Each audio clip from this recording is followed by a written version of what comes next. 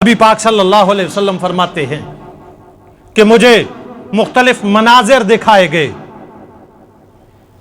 میں نے مختلف منظر دیکھے، مختلف واقعات دیکھے، نیک لوگوں کو،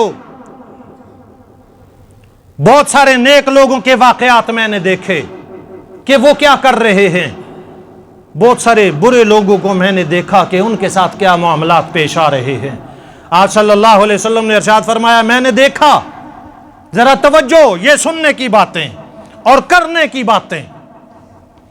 آپ صلی اللہ علیہ وسلم نے ارشاد فرمایا، میں نے دیکھا کچھ لوگ زمین میں دانہ ڈالتے ہیں، زمین میں دانہ ڈالتے ہیں، ڈال کر کے پیچھے نہیں آتے کہ وہاں کھیتیاں اگ بھی آتی ہیں، پک بھی جاتی ہیں، ان کے ساتھ فصلیں بھی لگ جاتی ہیں۔ سبحان اللہ، دانہ ڈالتے ہیں، کھیتی نکل آتی ہے، دانہ ڈالتے ہیں، فصل پک جاتی ہے۔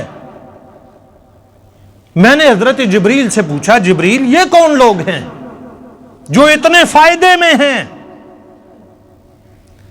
جن کو اتنا نفع ہو رہا ہے؟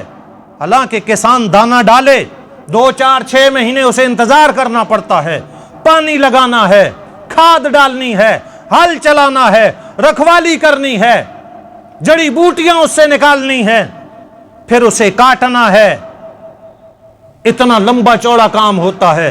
یہ دانہ ڈالتے ہیں، ان کی کھیتیاں اگاتی ہیں، فصل لگ جاتی ہے، پھل لگ جاتے ہیں، ان کو یہ نفع کیوں ہو رہا ہے؟ یہ کون لوگ ہیں؟ تو حضرت جبریل علیہ السلام نے عرض کیا، اللہ کے رسول صلی اللہ علیہ وسلم، یہ وہ لوگ ہیں جو دنیا میں صدقہ خیرات کیا کرتے تھے، اللہ یہاں پہنچنے کے بعد اس طرح ان کو اجر و ثواب عطا کرے گی۔ یہ دنیا میں وہ لوگ جو صدقہ خیرات کیا کرتے تھے۔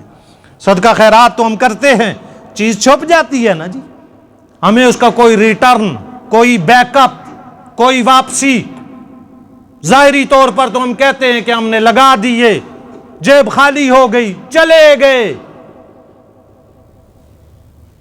لیکن اللہ ایسا قدردان ہے کہ امام الانبیاء صلی اللہ علیہ وسلم کو معراج والی رات بتلا دیا گیا تھا، جو صدقہ خیرات کرتے ہیں ان کے لیے ہم نے اجر اس طریقہ کا رکھا ہوا۔